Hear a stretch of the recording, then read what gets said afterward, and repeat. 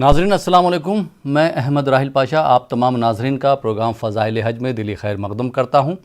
فضائل حج ایک ایسا پروگرام ہے جس میں آپ حج اور عمرہ کے متعلق کوئی بھی سوال کر سکتے ہیں۔ آپ کے سوالوں کے جوابات دینے کے لیے اور ہم سے گفتگو کرنے کے لیے ہمارے ساتھ حیدرآباد سے جڑ رہے ہیں مفتی سید مصباح الدین نقشبندی صاحب، اور ہمارے دوسرے مہمان ہیں محمد عادل شمیم صاحب جو ہمارے ساتھ کانپور سے جڑ رہے ہیں، جو آپ کو آپ کی فرمائش پر حمد اور نعت کا نذرانہ پیش کریں گے۔ آپ دونوں حضرات کا ہمارے ساتھ اس پروگرام میں جڑنے کے لیے بہت بہت خیر مقدم ہے، بہت بہت استقبال ہے۔ اور سب سے پہلے میں عادل شمیم صاحب آپ سے درخواست کروں گا کہ ہمارے ناظرین کے لیے ایک پیارا سا کلام پیش کریں۔ جی عادل شمیم صاحب۔ السلام علیکم ورحمۃ اللہ وبرکاتہ۔ وعلیکم السلام ورحمۃ اللہ وبرکاتہ۔ کعبے کی رونق، کعبے کا منظر، کعبے کی رونق، کعبے کا منظر، اللہ اکبر اللہ اکبر، کعبے کی رونق، کعبے کا منظر، اللہ اکبر اللہ اکبر۔ حیرت میں خود کو کبھی دیکھتا ہوں اور دیکھتا ہوں کبھی میں حرم، حیرت میں خود کو کبھی دیکھتا ہوں اور دیکھتا ہوں کبھی میں حرم کو، لایا کہاں پہ میرا مقدر، اللہ اکبر اللہ اکبر، کعبے کی رونق، کعبے کا منظر، اللہ اکبر اللہ اکبر۔ یاد آ گئی جب اپنی خطائیں، اشکوں میں ڈھلنے لگی التجائیں، یاد آ گئی جب اپنی خطائیں، اشکوں میں ڈھلنے لگی التجائیں، رویا غیلا پہ کعبہ پکڑ گئے، رویا غیلا پہ کعبہ پکڑ گئے، اللہ کیا بات، بہت خوب۔ اللہ اکبر، کعبے کی رونق، کعبے کا منظر، اللہ اکبر اللہ اکبر۔ بھیجا ہے جنت سے تجھ کو خدا نے، کیا بات، چوما ہے تجھ کو میرے مصطفیٰ نے، بھیجا ہے جنت سے تجھ کو خدا نے، چوما ہے تجھ کو میرے مصطفیٰ بے شک، کیا بات، بہت خوب۔ ہے سنگ اسود تیرا مقدر، ہے سنگ اسود تیرا مقدر، اللہ اکبر اللہ اکبر، کعبے کی رونق، کعبے کا منظر، اللہ اکبر اللہ اکبر۔ بہت خوب، بہت بہت شکریہ عادل شمیم صاحب۔ اور ناظرین اب ہم سوالوں کا سلسلہ شروع کرتے ہیں، اور سب سے پہلے مفتی سید مصباح الدین نقشبندی صاحب آپ سے ایک سوال کرنا چاہوں گا کہ قرآن پاک میں حج کے بارے میں کیا بیان فرمایا ہے اللہ تعالیٰ نے؟ جی مفتی صاحب۔ بسم اللہ الرحمن الرحیم الحمد للہ رب العالمین والصلاة والسلام علی حبیبہ سید الانبیاء واشرف المرسلین وعلى آلہ الطیبین الطاہرین واصحابہ الاکرمین الافضلین وعلى من احبهم وتبعهم بإحسان اجمعین الى یوم الدین اما بعد فأعوذ بالله من الشيطان الرجيم بسم الله الرحمن الرحيم ولله على الناس حج البيت من استطاع إليه سبيلا صدق الله العظيم. ناظرین کرام، اللہ سبحانہ وتعالی نے قرآن مجید میں حج کا ذکر کیا تو فرمایا وَلِلَّهِ عَلَى النَّاسِ حِجُّ الْبَيْتِ مَنِ اسْتَطَاعَ إِلَيْهِ سَبِيلًا، اور اللہ تعالیٰ کے لیے لوگوں پر بیت اللہ شریف کا حج فرض ہے جو اس تک پہنچنے کی استطاعت رکھتے ہیں. ایک اور مقام پر اللہ تعالیٰ نے ارشاد فرمایا الحج اشہر معلومات، کہ حج کے مقررہ مہینے ہیں. فمن فرض فیہن الحج فلا رفث ولا فسوق ولا جدال فی الحج وما تفعلوا من خیر یعلمہ اللہ وتزودوا فإن خیر الزاد التقوی واتقون یا اولی الالباب، کہ جس کسی پر حج فرض ہو جائے تو وہ حج کے اندر نہ تو رفث بے حیائی کے کوئی کام کرے، نہ تو گناہ کا کوئی کام کرے، نہ تو کوئی اور نامناسب کام کرے. اللہ سبحانہ وتعالی نے قرآن مجید میں حج کن پر فرض ہے یہ بھی بیان فرمایا، اور پھر حج کے اندر کن کاموں سے بچنا چاہیے یہ بھی بیان فرمایا ہے. جیسا کہ ابتدا میں ہم نے جس آیت کریمہ کی تلاوت کی ہے اس میں اللہ تعالی نے یہ بیان فرمایا کہ حج کن پر فرض ہے، تو ارشاد فرمایا من استطاع الیہ سبیلا، جو اس تک پہنچنے کی استطاعت رکھتے ہیں. اب استطاعت رکھنے کا مطلب کیا ہے؟ تو حدیث مبارک میں بھی اس حوالے سے آتا ہے.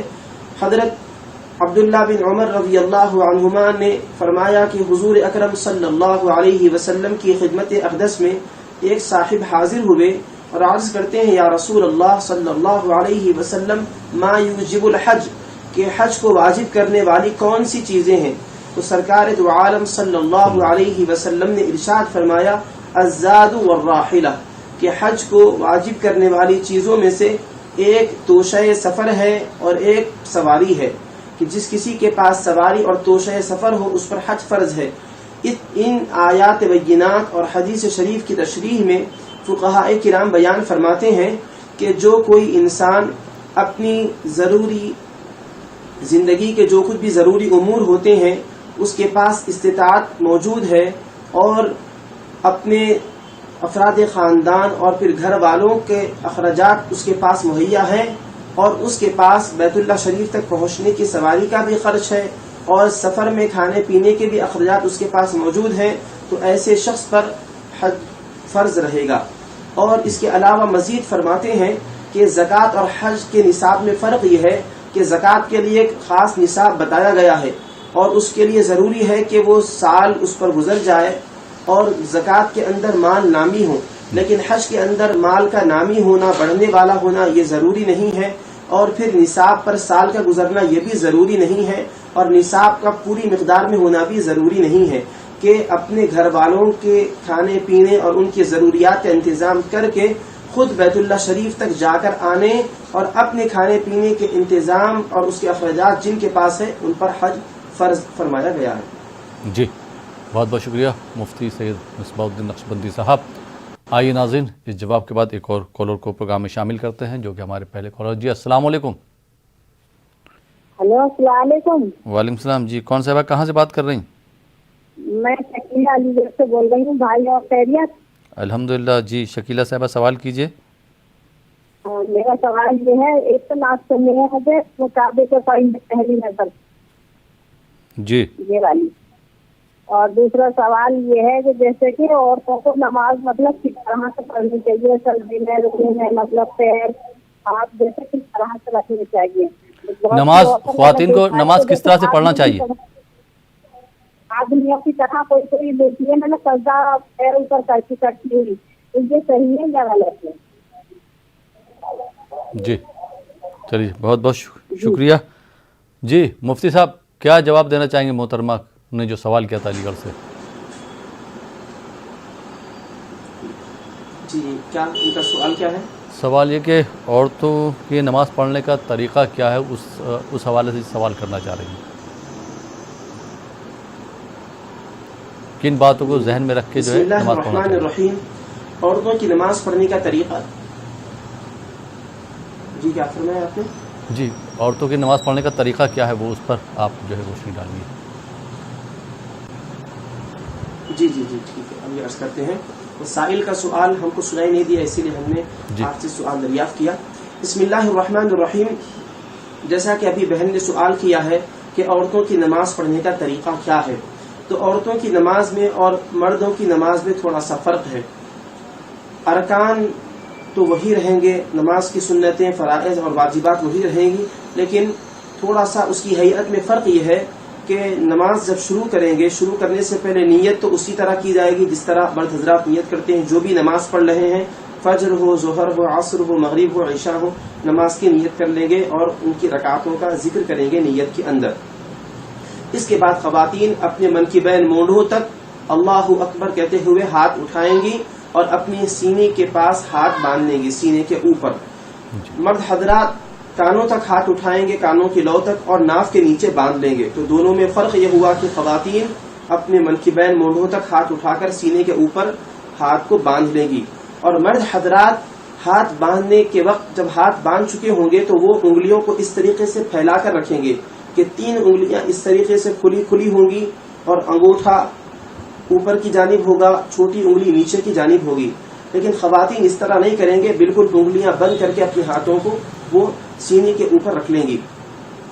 اور مرد حضرات اپنے پیروں کو پھیلائیں گے اس طور پر کہ کم سے کم اس درمیان 4 انگل یا پھر ان کے سہولت کے اعتبار سے جو بھی ان کی جسامت ہے اس اعتبار سے دونوں پیروں کے درمیان کشادگی ہونی چاہیے، وسعت ہونی چاہیے.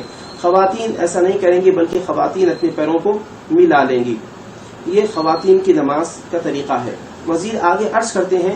پھر سورہ فاتحہ ضم سورہ کی تلاوت ہوگی. اس سے پہلے تعبد اور تسمیہ پڑھیں گی، ثنا پڑھیں گی، سورہ فاتحہ پڑھیں گی اور کوئی اور سورت کی تلاوت ہوگی.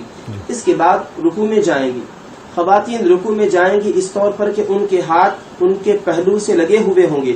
مرد حضرات جب رکوع میں جاتے ہیں تو ہاتھ ان کے کشادہ ہوتے ہیں، خواتین کے ہاتھ کشادہ نہیں رہیں گے، بالکل ان کے ہاتھ قریب رہیں گے ان کے پہلوؤں کے.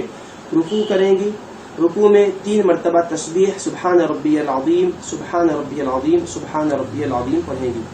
پھر رکوع سے سر اٹھا کر کھڑے ہو جائیں گی اور سجدے میں جائیں گی. سجدے میں بیٹھنے کا طریقہ بھی مرد حضرات سے مختلف ہے خواتین کا، کہ مرد حضرات اپنے کوہنیوں کو اٹھائیں گے، ان کے ہاتھ تو زمین پر ہوں گے، کوہنیاں اٹھی ہوئی ہوں گی، لیکن خواتین اپنی کوہنیوں کو سجدے میں زمین پر بچھا دیں گی اور اپنے سر سے اور کانوں سے پہلو سے بالکل قریب کر لیں گی. اور خواتین سجدہ کریں گی، سجدے میں تو وہ سمٹ کر سجدہ کریں گی. مرد حضرات اپنے پیروں کو کھڑا کر لیں گے اور پھر وہ بالکل کشادہ ہو کر سجدہ کریں گے. خواتین بالکل سمٹ جائیں گی، پیر ان کے اٹھے ہوئے نہیں ہوں گے، بلکہ وہ رکوع کے بعد کھڑے ہو کر پھر بیٹھ جائیں گی. اس کے بعد وہ سجدہ کریں گی اس طور پر کہ ان کے اعضاء بالکل قریب ہو جائے. ایک سجدہ ہوگا، سجدے سے اٹھیں گی جلسے میں، پھر دوسرا سجدہ ہوگا، اس کے بعد دوسری رکعت کے لیے کھڑے ہو جائیں گی. تو پہلی رکعت کا جو طریقہ عرض کیا گیا ہے بالکل اسی طریقے پر وہ نماز ادا کریں گی. اور البتہ سجدے کے اندر تسبیح جو ہوگی سبحان ربی الاعلی، سبحان ربی الاعلی، سبحان ربی الاعلی 3 مرتبہ کم سے کم یہ تسبیح پڑھیں گی. جی بہت بہت شکریہ مفتی صاحب. آئیے ناظرین ایک اور کالر کو شامل کرتے ہیں پروگرام میں. جی السلام علیکم. السلام علیکم. وعلیکم السلام. جی کون صاحب کہاں سے بات کر رہے ہیں؟ شیخ ابرار بول رہا ہوں، کیبل نگر کوٹا راجستھان سے. جی شیخ ابرار صاحب سوال کیجئے. ہاں ٹی وی کی آواز بند کر دیجئے. شیخ ابرار صاحب سوال کیجئے. ہاں جی، میرا ایک تو نعت کی فرمائش تھی صاحب، حسبی ربی صلی اللہ. جی. اور دوسری میری ایک سوال یہ تھا کہ جیسے کوئی اگر انسان اپنے پاس امانت رکھ دے اس کی، اور وہ رکھنے کے بعد اگر کہیں چلا جائے اور پھر اپنا اس سے ملان نہیں ہو اور اس کی کچھ اس کی امانت اپنے پاس رہ جائے تو اس کے لیے اپنے کو کیا کرنا چاہیے, اس کا کیا طریقہ ہے؟ جی, جس کی امانت رہ جائے یا جس کے پاس امانت رہ جائے؟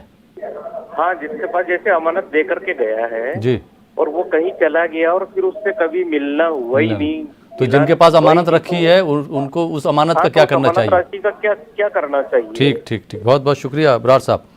جی مفتی صاحب, کیا جواب دینا چاہیں گے آپ؟ بسم اللہ الرحمن الرحیم. بھائی صاحب نے یہ سوال کیا ہے کہ اگر کوئی شخص کسی کے پاس امانت رکھوا کر چلا جائے اور پھر دونوں کی دوبارہ ملاقات نہ ہو تو ایسی صورت میں کیا کرنا چاہیے؟ تو جو کوئی شخص بھی آپ کے پاس امانت رکھ کر چلا گیا ہے, آپ اس امانت کو بہت اہتمام کے ساتھ اٹھائے رکھیں, اس کے اندر کوئی خیانت نہیں ہونی چاہیے, اور پھر آپ ان صاحب کو تلاش کریں, ان کے گھر والوں کا پتہ یا پھر ان کا پتہ ایڈریس جہاں سے بھی ممکن ہو سکے معلوم کروائیں. محلے کے ہوں تو پھر محلے کے حضرات سے معلوم کریں, جو محلے کے ذمہ دار حضرات ہوتے ہیں, یا کوئی اور علاقے کے رہنے والے تھے تو وہاں تک پہنچے آپ, جو بھی وہ محلے میں رہتے تھے یا جو بھی ریاست میں رہتے تھے, ممکنہ کوشش کر کے وہاں تک پہنچ کر ان کے بارے میں دریافت کرنے کی کوشش کریں, اور پھر وہ آپ کو مل جائیں یا پھر ان کا پتہ مل جائے, ان تک آپ کی رسائی ہو جائے تو ان صاحب سے رابطہ کر کے ان کی امانت ان کے پاس پہنچا دیں. کوشش کرنے کے باوجود بھی اگر وہ صاحب آپ کو نہ مل سکے تو آپ امانت کو ضائع نہ کریں بلکہ اپنے پاس ہی اٹھائے رکھیں. اور دوسری صورت یہ ہے کہ اگر ان صاحب کے بارے میں یہ اطلاع ملی ہے کہ ان کا انتقال ہو چکا ہے, عموماً جو کوئی بھی امانت رکھواتے ہیں تو ایک وقت مقرر ہوتا ہے, بعد میں آ کر وہ لینے کے لیے بھی ابتدا میں ذکر کرتے ہیں. انہوں نے کہا تھا کہ میں فلاں تاریخ کو یا پھر اتنے دنوں کے بعد فلاں مہینے میں آ کر لوں گا, کافی عرصہ گزر گیا وہ نہیں آئے, تو پھر آپ تحقیق کیجئے, معلوم کیجئے, اگر وہ باحیات ہیں تو ان تک پہنچا دیجئے, اگر معلوم ہوا ہے کہ وہ باحیات نہیں ہیں تو جو بھی ان کے ورثاء ہے ان کے ورثاء کو تلاش کر کے ان تک اس امانت کو پہنچا دیجئے. اگر کوشش کرنے کے باوجود بھی وہ صاحب آپ کو نہ مل سکے تو آپ اپنے پاس اس امانت کو محفوظ رکھیے, اور اپنے ورثاء کو اور اپنے گھر میں بیوی بچے جو بھی ہوں ان کو بتا دیں کہ فلاں شخص کی امانت میرے پاس ہے, انہوں نے میرے پاس اس امانت کو محفوظ رکھایا تھا لیکن ابھی تک وہ نہیں آئے, وہ امانت میرے پاس محفوظ ہے, اگر اللہ تعالیٰ کا فضل شامل حال ہوا میری زندگی میں وہ آئے تو میں خود ادا کر دوں گا, اگر میری زندگی میں وہ نہیں آئے تو اس امانت کو ضائع نہ کرنا, اٹھا کر رکھنا, جب بھی وہ آئیں یا پھر ان کے بارے میں تفصیلات معلوم کریں, اگر وہ مل جائیں تو ان تک یا پھر ان کے انتقال ہونے کی صورت میں ان کے ورثاء تک امانت کو پہنچا دیں. یہ بھی وصیت آپ اپنے افراد خاندان اور اپنے ورثاء کو, گھر والوں کو کر دیں. جی بہت بہت شکریہ مفتی صاحب. اور محمد عادل شمیم صاحب, نعت کی فرمائشیں بھی آ چکی ہیں تو میں چاہوں گا کہ آپ ہمارے ناظرین کے لیے نعت کے 3 اشعار پیش کریں. جی عادل شمیم صاحب. اے عشق نبی میرے دل میں بھی سما جانا, کیا بات, اے عشق نبی میرے دل میں بھی سما جانا, اے عشق نبی میرے دل میں بھی سما جانا, مجھ کو بھی محمد کا دیوانہ بنا جانا, کیا بات, مجھ کو بھی محمد کا دیوانہ بنا جانا.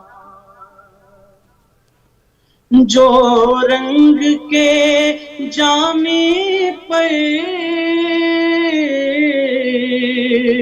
رومی پہ چڑھایا تھا, جو رنگ کے جامے پر رومی پہ چڑھایا تھا, اس رنگ کی کچھ رنگت مجھے پہ بھی چڑھا کیا بات، بہت جانا، خوب، کیا بات، بہت خوب عادل اس صاحب۔ رنگ کی کچھ رنگت مجھے پہ بھی چڑھا جانا، جس خواب میں ہو جائے دیدار نبی حاصل، جس خواب میں ہو جائے دیدار نبی حاصل، کبھی مجھ کو نیند ایسی سلا جانا، عشق کبھی مجھ کو نیند ایسی سلا جانا، قدرت کی نگاہیں بھی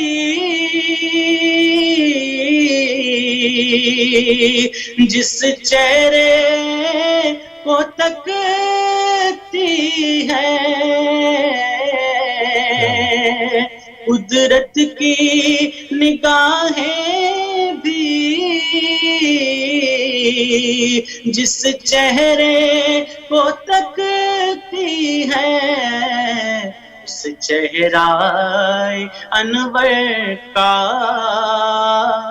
دیدار کرا کیا بات، جانا، سبحان اللہ، سبحان اللہ۔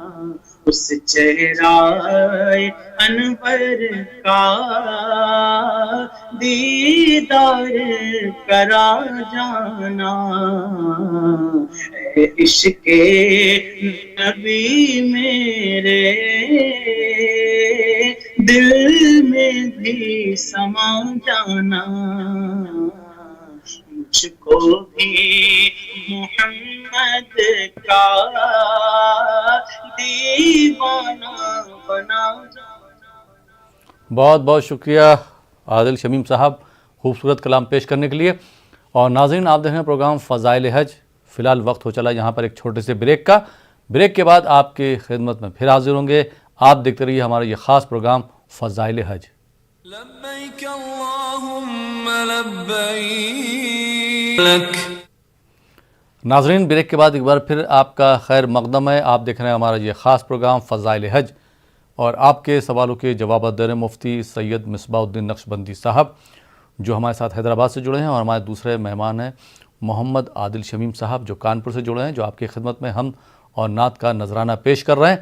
آپ دونوں حضرات کا ایک بار پھر خیر مقدم ہے۔ بریک کے بعد ہمارے پروگرام فضائل حج میں، اور ایک اور کالر کو پروگرام میں شامل کرتے ہیں۔ جی السلام علیکم۔ وعلیکم السلام جی کون صاحب کہاں سے بات کر رہے ہیں؟ ہم مہاراشٹر سے بول رہے ہیں، منماڑ مہاراشٹر۔ اور ہلو، آپ کی آواز آ رہی؟ ٹی وی کی آواز بند کیجیے۔ سوال کیا ہے؟ ہاں، ہمارا سوال ہے ای ٹی وی کا شکریہ ادا کرتے ہیں کہ دین کی معلومات کے بارے میں، نیوز 18 اردو، جی نیوز 18 اردو پر، جی اردو کا ہم شکر گزار ہیں کہ اتنی صحیح معلومات پہنچا رہے عوام کے تک، تو اس لیے شکریہ۔ اور عالم صاحب سے ہمارا سوال ہے کہ جس شخص کی حج کرنے کی حیثیت ہے، پیسہ نہیں مگر اسٹیٹ ہے، اور ان کا انتقال ہو گیا، تو اس کے بعد کیا حج کر دوسرا بچے ان کا حج کر سکتے ہیں؟ کیا کسی شخص کی اگر حج کرنے کی حیثیت ہے اور ان کا انتقال ہو ان کے گیا؟ پاس کروڑوں کی اسٹیٹ ہے پر پیسہ نہیں ہے، اچھا ٹھیک ہے، تو کیا؟ ٹھیک ہے، بہت بہت شکریہ کال کرنے کے لیے۔ جی مفتی صاحب کیا جواب دینا چاہیں گے آپ؟ بسم اللہ الرحمن الرحیم، نحمده ونصلي ونسلم على رسوله الکریم وعلى آلہ وصحبہ اجمعین، اما بعد۔ ابھی ہمارے بھائی صاحب نے یہ سوال کیا ہے کہ کوئی شخص ایسا ہے کہ حج کرنے کی استطاعت تو ان کے پاس ہے لیکن نقد رقم ان کے پاس موجود نہیں ہے، اور ان کا انتقال بھی ہو جائے، تو ایسی صورت میں کیا کرنا چاہیے؟ تو دیکھیے، جو کوئی استطاعت والے ہیں کہ حج کرنے کی استطاعت ان کے پاس موجود ہے تو وہ صاحب استطاعت کہلائیں گے اور ان پر حج کرنا فرض ہو جاتا ہے۔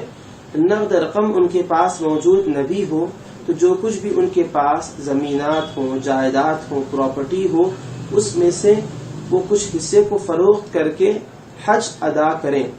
یہاں تک کہ انہوں نے تاخیر کی، ان کا انتقال بھی ہو گیا، تو اب ایسی صورت میں کیا کیا جائے؟ اور مرحوم صاحب استطاعت تھے اور استطاعت کی وجہ سے حج ان پر فرض ہو چکا تھا، تو اب ان کی طرف سے حج بدل کروایا جائے کہ کسی کو بھی ان کے ورثاء میں سے کوئی بھی جا سکتے ہیں یا کسی اور کو بھی بھیج سکتے ہیں حج بدل کے طور پر۔ حج بدل کے اندر ہوتا یہ ہے کہ جس کسی صاحب کو بھی بھیج رہے ہیں ان صاحب کا پورا خرچہ حج کا یہ خود برداشت کریں گے، مطلب مرحوم کی جو بھی ورثاء ہیں وہ ورثاء برداشت کریں گے۔ اس طور پر کسی کو حج بدل کے لیے بھیج سکتے ہیں اور وہ حج مرحوم کی جانب سے کہلائے گا، اس کو حج بدل کہتے ہیں۔ جی بہت بہت شکریہ مفتی صاحب۔ آئیے ناظرین ایک اور کالر کو پروگرام میں شامل کرتے ہیں۔ جی السلام علیکم۔ السلام علیکم۔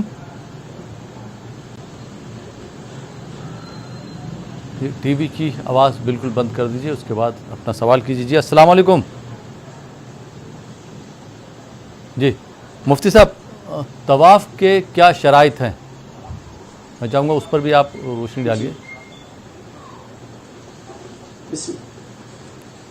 جی بسم اللہ الرحمن الرحیم۔ طواف کے شرائط سے متعلق آپ نے سوال کیا، تو طواف کے شرائط میں مرکزی اور اہم بنیادی چیز یہ ہے کہ طواف کرنے والا طہارت ہو، نجاست حکمی اور نجاست حقیقی سے وہ پاک ہو، یعنی غسل بھی ہو، وضو بھی ہو، اور جو احرام ہے اس پر کوئی نجاست یا گندگی لگی ہوئی نہ ہو، اور تمام جو احرام کی پابندیاں ہیں، احرام کی شرائط ہے، ان چیزوں کا لحاظ رکھا جائے، اور مطاف میں اترنے کے بعد سب سے پہلے حجر اسود کی طرف جائے، حجر اسود کے مقابل میں آ کر بسم اللہ اللہ اکبر کہتے ہوئے استلام کرے۔ مسئلہ یہ ہے کہ حجر اسود کو چوم کر طواف شروع کیا جائے۔ اگر حجر اسود تک پہنچ نہیں سکتے ہیں، ہجوم زیادہ ہے، تو پھر ایسی صورت میں جہاں پر بھی ہیں وہیں سے حجر اسود کی طرف متوجہ ہو کر استلام کریں، بسم اللہ اللہ اکبر کہتے ہوئے ہاتھوں کو اٹھائیں اور یہ تصور کریں کہ میرے ہاتھ حجر اسود پر لگ گئے ہیں، اور ان ہاتھوں کو چوم لیں، اور پھر طواف کی نیت بھی کریں۔ میں طواف کرتا ہوں جو 7 چکر ہیں اللہ تعالیٰ کے لیے، اے اللہ تو اس کو میرے لیے آسان فرما اور اپنے دربار میں قبول فرما۔ نیت کریں، استلام کریں، اور اس کے بعد طواف کا آغاز کریں۔ طواف کے 7 چکر ہوتے ہیں۔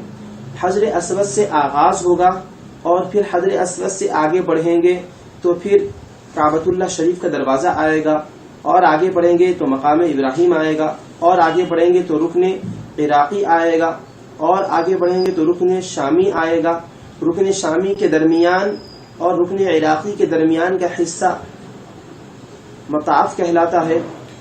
ویسے تو پورا مطاف ہے، لیکن رکن شامی اور رکن عراقی کے درمیان میزاب رحمت بھی آئے گا، اور پھر رکن شامی سے اور آگے بڑھیں گے تو رکن یمانی آئے گا، رکن یمانی سے اور آگے بڑھیں گے تو پھر حجر اسود آئے گا۔ تو جملہ یہ کعبۃ اللہ شریف کے 3 کونے ہوئے، جس کونے پر حجر اسود لگا ہوا ہے اس کو رکن اسود کہتے ہیں، اس کے بعد والا کونا رکن عراقی، اس کے بعد والا رکن شامی، اس کے بعد والا رکن یمانی کہلائے گا۔ تو حجر اسود سے طواف کا آغاز کریں گے، اور پھر دوبارہ حجر اسود پر جب آئیں گے تو یہ 1 چکر مکمل ہوگا۔ پھر استلام کریں گے، بسم اللہ اللہ اکبر کہتے ہوئے ہاتھوں کو اٹھائیں گے، حجر اسود کی طرف ہاتھوں کو رخ کریں گے، اور یہ تصور کریں گے کہ میرے ہاتھ حجر اسود پر لگ گئے ہیں، اور پھر ان کو چوم لیں گے۔ یہ 1 چکر ہوگا۔ اس طریقے سے مزید اور 6 چکر کریں گے۔ جب 6 چکر مزید مکمل ہو جائیں گے تو پہلے والا 1 چکر اور بقیہ 6 چکر ملا کر 7 جب پھیرے مکمل ہو جائیں گے تو مکمل 1 طواف ہو جائے گا۔ 1 طواف 7 چکروں کو کہتے ہیں۔ 7 چکر ہونے کے بعد 1 طواف کہیں گے۔ اس دوران دعائیں وغیرہ بھی پڑھنی چاہیے، جو دعائیں یاد ہوں ان دعاؤں کو پڑھ سکتے ہیں۔ اور دوسری صورت یہ ہے، مسئلہ یہ ہے کہ اگر پہلی بات تو ہم نے جو عرض کی کہ حجر اسود کو چوم کر شروع کریں گے. ہجوم کی وجہ مفتی سے صاحب اس وہاں پر تک پہنچ گفتگو نہ سکے جاری تو رکھیں گے، استعلام لیکن کریں گے. یہاں پر اس کا طریقہ بھی وقت عرض ہو کیا چلا ہے گیا ایک چھوٹے سے بریک کا. بریک کے بعد آپ کی خدمت میں پھر حاضر ہوں گے. آپ دیکھتے رہیے ہمارا یہ خاص پروگرام فضائل حج. لبیک اللہم لبیک. ناظرین بریک کے بعد ایک بار پھر آپ کا خیر مقدم ہے. آپ دیکھ رہے ہیں ہمارا یہ خاص پروگرام فضائل حج، اور آپ کے سوالوں کے جوابات دے رہے ہیں مفتی سید مصباح الدین نقشبندی صاحب، اور ہمارے دوسرے مہمان ہیں محمد عادل شمیم صاحب، جو آپ کو آپ کی فرمائش پر حمد اور نعت کا نذرانہ پیش کر رہے ہیں. دونوں حضرات کا بریک کے بعد ایک بار پھر خیر مقدم ہے. اور مفتی صاحب بریک پہ جانے سے پہلے جو آپ جواب فرما رہے تھے کہ طواف کی شروعات حجر اسود سے کرنا چاہیے، اس کے آگے میں چاہوں گا آپ کنٹینیو کریں. جی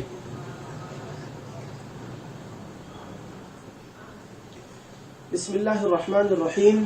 تو طواف سے متعلق مسائل اور اس کا طریقہ عرض کیا جا رہا تھا. طواف کا آغاز حجر اسود سے کیا جائے گا. جی مطاف کے اندر اتریں گے. مطاف اس علاقے کو کہتے ہیں جس میں طواف کیا جاتا ہے. مطاف میں اترنے کے بعد حجر اسود تک پہنچیں گے. حجر اسود کے پاس پہنچ کر استلام کریں گے. طواف کی نیت کر کے طواف شروع کیا جائے گا. نیت کے بعد استلام ہوگا، طواف شروع کیا جائے گا.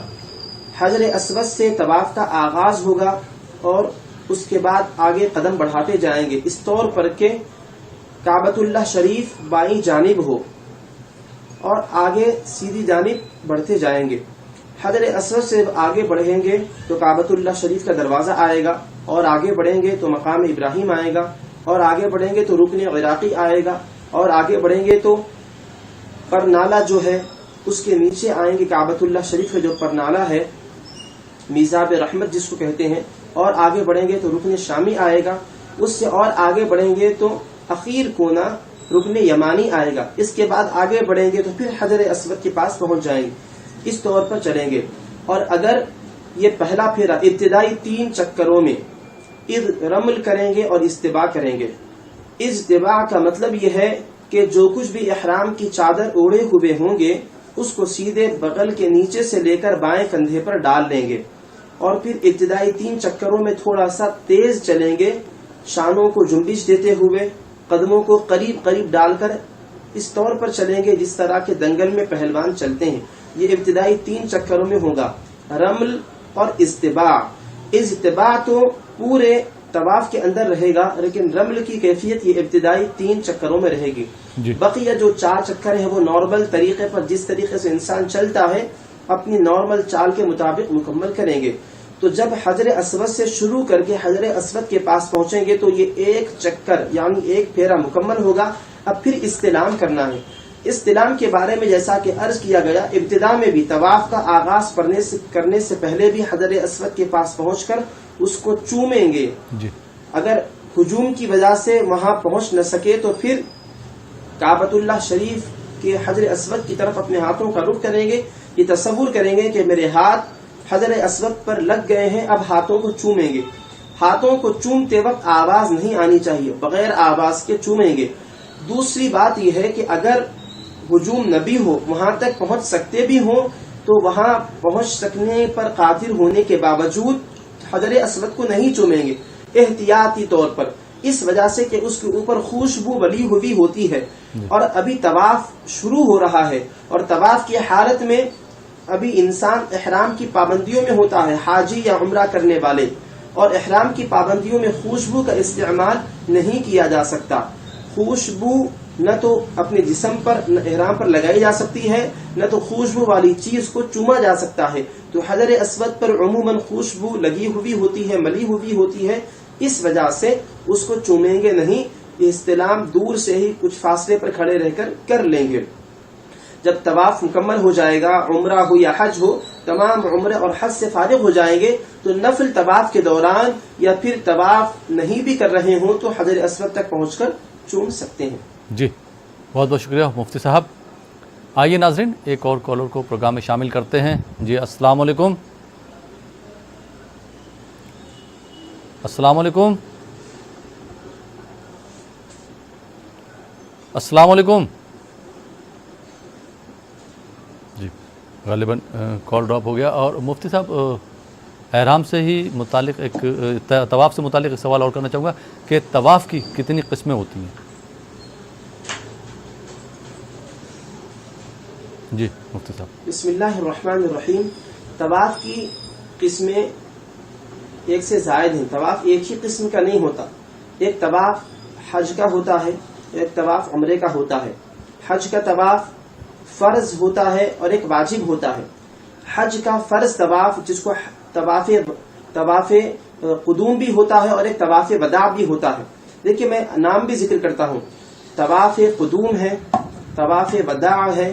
طواف قدوم جب کوئی حج افراد کرنے والا ہو یا پھر حج قران کرنے والا ہو، مکہ مکرمہ وہ پہنچتا ہے، حج افراد کرنے والے خاص طور پر، تو وہاں پہنچ کر جو طواف کرتے ہیں اس کو طواف قدوم کہتے ہیں۔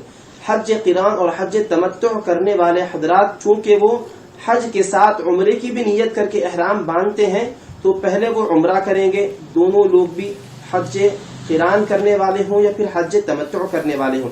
اس کے علاوہ جو تیسری قسم ہے حج کی، حج افراد جس کو کہتے ہیں، وہ حضرات چونکہ عمرہ نہیں کریں گے، صرف وہ حج کی نیت سے احرام باندھتے ہیں تو وہ وہاں پہنچ کر طواف قدوم کریں گے، تو اس کو طواف قدوم کہتے ہیں۔ اور ایک حج کا طواف ہوتا ہے جو کہ فرض ہوتا ہے، مینا میں جمرہ عقبہ کی رمی کرنے کے بعد جو مکہ مکرمہ کعبۃ اللہ شریف کے پاس آ کر طواف کیا جاتا ہے وہ حج کا فرض طواف ہوتا ہے۔ اور ایک طواف ہوتا ہے کہ حاجی حج سے فارغ ہونے کے بعد مناسک حج سے جب مکہ مکرمہ سے وہ رخصت ہوتا ہے، واپس اپنے وطن کو جاتا ہے یا پھر مدینہ منورہ جاتا ہے تو پھر وہ طواف وداع کرتا ہے۔ اس طواف کی حیثیت اور اس کا حکم وجوب کا ہے، طواف وداع واجب ہے۔ اور ایک عمرے کا طواف ہوتا ہے، عمرہ کرنے والے جو طواف کرتے ہیں وہ بھی لازم فرض ہوتا ہے۔ اور اس کے علاوہ نفلی طواف بھی کیے جاتے ہیں، وہ نہ تو فرض ہوتے ہیں نہ واجب ہوتے ہیں، نفل طواف، اور اس کے لیے احرام کی پابندیاں بھی ضروری نہیں ہیں۔ انسان اپنے جو نارمل استعمال کے کپڑے ہیں، سلے ہوئے لباس میں بھی طواف کر سکتا ہے۔ جی بہت بہت شکریہ مفتی صاحب۔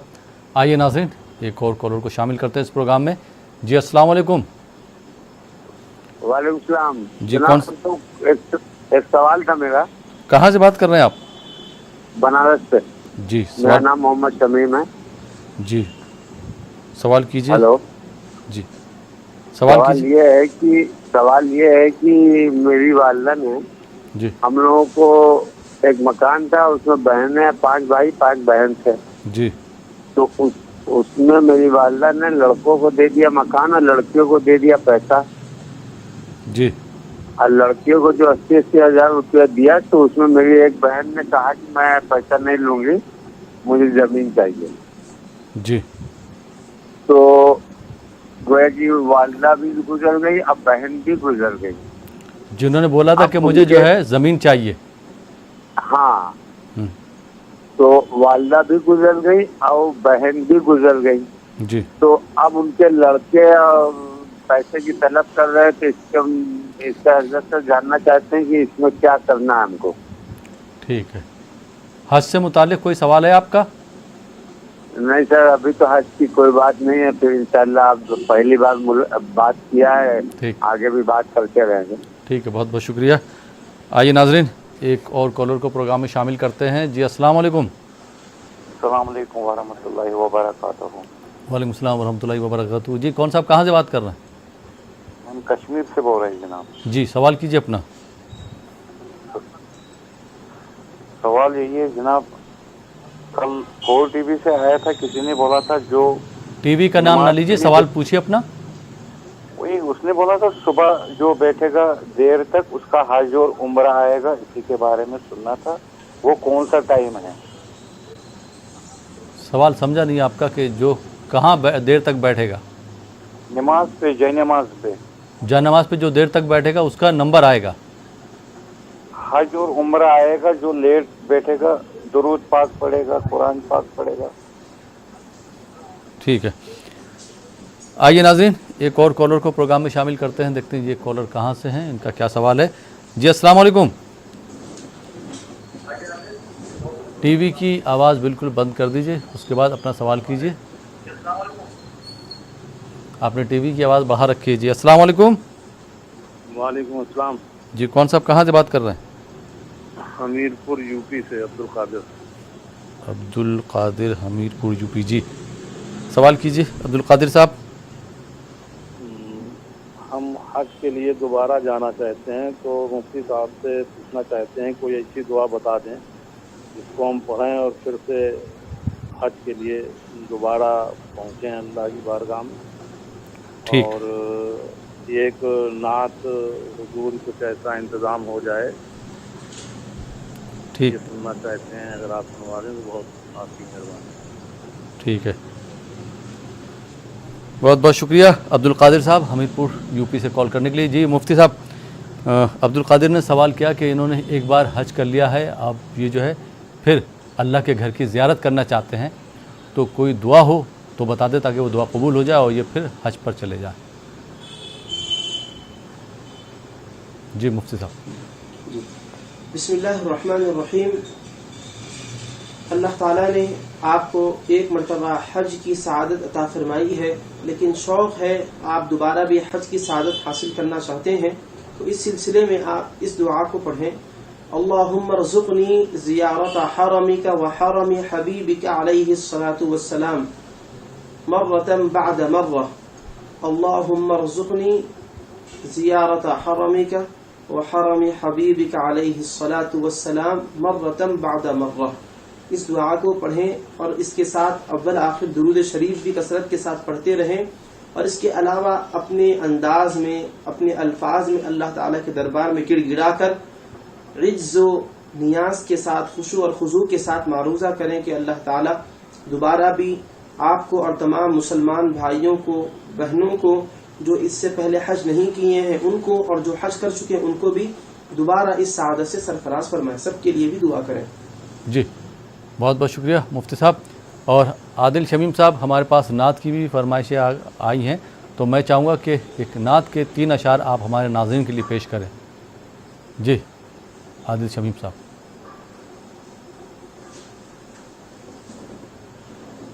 جی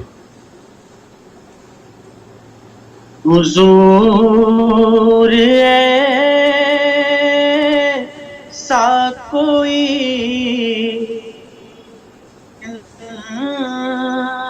انتظام ہو جائے. کیا بات, سبحان اللہ. حضور ایسا کوئی انتظام ہو جائے. سلام کے لیے حاضر غلام ہو جائے. سلام کے لیے حاضر غلام ہو جائے. میں صرف دیکھ لوں ایک بار صبح طیبہ کو, میں صرف دیکھ لوں ایک بار صبح طیبہ کو, بلا سے پھر میری دنیا میں شام ہو جائے. آمین. بلا سے پھر میری دنیا میں شام ہو جائے. حضور آپ جو چاہیں تو کچھ نہیں مشکل, حضور آپ جو چاہیں تو کچھ نہیں مشکل، سمٹ کے پاس لائے چند غام ہو جائے، سمٹ کے پاس لائے چند غام ہو جائے، حضور ایسا کوئی انتظام ہو جائے، سلام کے لیے حاضر غلام ہو جائے۔ بہت بہت شکریہ، بہت خوب محمد عادل شمیم صاحب، یہ خوبصورت کلام پیش کرنے کے لیے بہت بہت شکریہ۔ ناظرین، آپ دیکھ رہے ہیں پروگرام فضائل حج۔ فی الحال وقت ہو چلا ایک چھوٹے سے بریک کا، بریک کے بعد آپ کی خدمت میں پھر حاضر ہوں گے۔ آپ دیکھتے رہیے پروگرام فضائل حج۔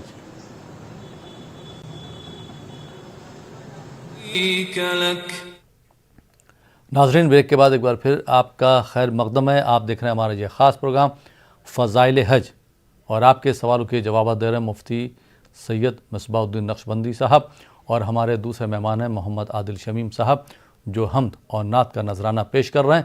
آپ دونوں حضرات کا ایک بار پھر خیر مقدم ہے بریک کے بعد، اور بریک کے بعد ایک اور کالر کو پروگرام میں شامل کرتے ہیں۔ دیکھتے ہیں یہ کالر کہاں سے ہیں اور یہ کیا سوال کرنا چاہتے ہیں۔ جی السلام علیکم۔ وعلیکم السلام۔ جی میرا محترمہ نام ریحانہ ہے۔ جی میرا نام ریحانہ ہے، حیدرآباد سے بول رہے ہیں۔ جی ریحانہ صاحبہ سوال کیجئے۔ ہاں، میں خواب کی تعمیر پوچھنے کا تھا۔ نہیں، خواب کی تعمیر کے سلسلے میں تو میں معذرت چاہوں گا، وہ سوال نہیں ہے، وہ پروگرام نہیں۔ خواب کی تعبیر کے سلسلے میں حج سے متعلق کوئی سوال ہے آپ کا؟ مجھ سے وہی خواب میں چاند اور کعبہ شریف کو دیکھے تو اس کا کچھ ہے مطلب بول کے پوچھیے۔ جی کوئی اور سوال نہیں آپ کے پاس؟ چلیے بہت بہت شکریہ کال کرنے کے لیے۔ آئیے ناظرین ایک دوسرے کالر کو پروگرام میں شامل کرتے ہیں۔ جی السلام علیکم۔ جی کون صاحب کہاں سے بات کر رہے ہیں؟ جی سوال پوچھیے۔ راجستھان کوٹا ڈسٹرکٹ سے یہ سوال یہ ہے میرا کہ یہ بیت اللہ شریف کا جو غلاف تبدیل کیا جاتا ہے یہ کون سی تاریخ کو، ذی الحجہ کی کون سی تاریخ کو تبدیل کیا جاتا ہے؟ غلاف کعبہ کی بات، جی ٹھیک، بہت بہت شکریہ کال کرنے کے لیے کوٹا راجستھان سے۔ جی مفتی صاحب، محترم نے سوال کیا کہ غلاف کعبہ جو ہے حج کی کون سی تاریخ کو تبدیل کیا جاتا ہے؟ جی بسم اللہ الرحمن الرحیم۔ کعبۃ اللہ شریف کے غلاف مبارک کی تبدیلی سے متعلق سوال کیا ہے، تو کعبۃ اللہ شریف کا غلاف حج کے ہی موسم میں تبدیل کیا جاتا ہے۔ 9 تاریخ عرفہ کے دن کعبۃ اللہ شریف کے غلاف کی تبدیلی کا عمل انجام دیا جاتا ہے۔ جی بہت بہت شکریہ مفتی صاحب۔ آئیے ناظرین ایک اور کالر کو پروگرام میں شامل کرتے ہیں۔ جی السلام علیکم۔ السلام علیکم۔ ہاں وعلیکم السلام۔ جی محترمہ کہاں سے بات کر رہی ہیں؟ ہاں بنگلور سے بات کر رہی، میں مفتی صاحب سے سوال کرنا چاہتی ہوں۔ جی مفتی صاحب آپ کی آواز سن رہے ہیں، آپ کا سوال سنیں گے۔ جی سوال کیا آپ کا؟ عید الاضحیٰ میں عورتیں نماز پڑھنی چاہیے یا نہیں چاہیے؟ عید الاضحیٰ میں؟ ہاں عید الاضحیٰ کی جو نماز ہوتی ہے نا عید کی، ہاں عید کی نماز پڑھنی چاہیے یا نہیں پڑھنی چاہیے؟ ٹھیک ہے، بہت بہت شکریہ کال کرنے کے لیے بنگلور سے۔ جی مفتی صاحب کیا جواب دینا چاہیں گے آپ؟ بسم اللہ الرحمن الرحیم۔ بہن نے سوال کیا ہے کہ عید الاضحیٰ کی جو نماز ہوتی ہے مرد حضرات پڑھتے ہیں، کیا عورت کو بھی وہ نماز پڑھنی چاہیے؟ دیکھیے بہن، عید کی نماز وہ عید الاضحیٰ کی ہو یا پھر عید الفطر کی ہو، یہ مرد حضرات پر فرض واجب کی گئی ہے. خواتین پر عیدین کی نماز یعنی عید الفطر ہو یا عید الاضحیٰ کوئی بھی عید کی نماز ان پر واجب نہیں ہے. وہ نفل نماز کا اہتمام کریں گی اپنے گھر میں.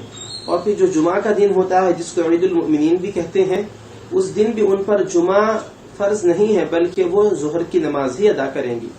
جی بہت بہت شکریہ مفتی صاحب. اور میں آپ سے پروگرام کے آخر میں درخواست کروں گا کہ آپ مجموعی طور پر ہمارے ملک کے لیے, قوم کے لیے دعا کریں, 1 منٹ کی مختصر دعا. جی مفتی صاحب. جی الحمد للہ رب العالمین. اللہم صلی علی سیدنا محمد وعلی آلہ وصحبہ افضل صلواتک وعدد معلوماتک وبارک وسلم. اے اللہ, اے ہمارے مالک, اے ہمارے معبود, اے ہمارے مقصود, تجھ سے ہماری کوئی چیز چھپی ہوئی نہیں ہے. ہم سر سے پیر تک گناہوں میں ڈوبے ہوئے ہیں. اے ہمارے اللہ, اپنے فضل و کرم سے اپنے حبیب کریم صلی اللہ علیہ وسلم کے وسیلے سے ہمارے گناہوں کو معاف فرما, ہماری خطاؤں کو درگزر فرما, نام اعمال سے گناہوں کو مٹا دے, عالم برزخ اور عالم مثال سے گناہوں کو مٹا دے. اے اللہ, ہمارے ملک میں, ہماری ریاست میں, ہمارے شہر میں امن و سلامتی کو قائم فرما. اے اللہ, پوری دنیا سے اس عالمی وبا کورونا وائرس کا خاتمہ فرما. اے اللہ, آسمان سے اترنے والی بلاؤں سے ہماری حفاظت فرما, زمین سے ابھرنے والے فتنوں سے ہماری حفاظت فرما. اے اللہ, ہم کو اپنے اور اپنے حبیب کریم صلی اللہ علیہ وسلم کے بتلائے ہوئے طریقے کے مطابق زندگی گزارنے کی توفیق عطا فرما. اے اللہ, ہماری دین دنیا آخرت کو بہتر بنا دے. اے اللہ, ہمارا سب سے بہتر دن وہ ہو جائے جس دن ہم تیرے اور تیرے حبیب پاک علیہ السلام کے دربار میں حاضر ہوں. اے اللہ, تمام عالم اسلام کے حالات کو بہتر بنا دے. اے اللہ, حرم مکہ اور حرم مدینہ منورہ کے دروازے ہمارے لیے پھر سے کھل جائیں. ہم کو حج بیت اللہ اور زیارت روضہ حبیب پاک علیہ السلام اور عمرے کی سعادت سے سرفراز اور مالا مال فرما. وصلی اللہ تعالی علی خیر خلقہ سیدنا محمد وعلى آلہ وصحبہ اجمعین برحمتک یا ارحم الراحمین والحمد للہ رب العالمین. بہت بہت شکریہ مفتی سید مصباح الدین نقشبندی صاحب کہ آپ ہمارے ساتھ جڑے اور آپ نے ہمارے ناظرین کے سوالوں کے جوابات دیے. آپ کا بہت بہت شکریہ. اور محمد عادل شمیم صاحب, آپ کا بھی بہت بہت شکریہ کہ آپ بھی اس پروگرام میں شرکت کیے اور آپ نے ہمارے ناظرین کی فرمائش پر حمد اور نعت کا نذرانہ پیش کیا. آپ دونوں حضرات کا بہت بہت شکریہ. تو ناظرین, یہ تھا ہمارا پروگرام فضائل حج. فی الحال یہ پروگرام اب یہیں پہ ختم ہوتا ہے. اسی کے ساتھ اپنے میزبان احمد راحیل پاشا کو اجازت دیجیے اور آپ دیکھتے رہیے نیوز 18 اردو. لبیک اللہم لبیک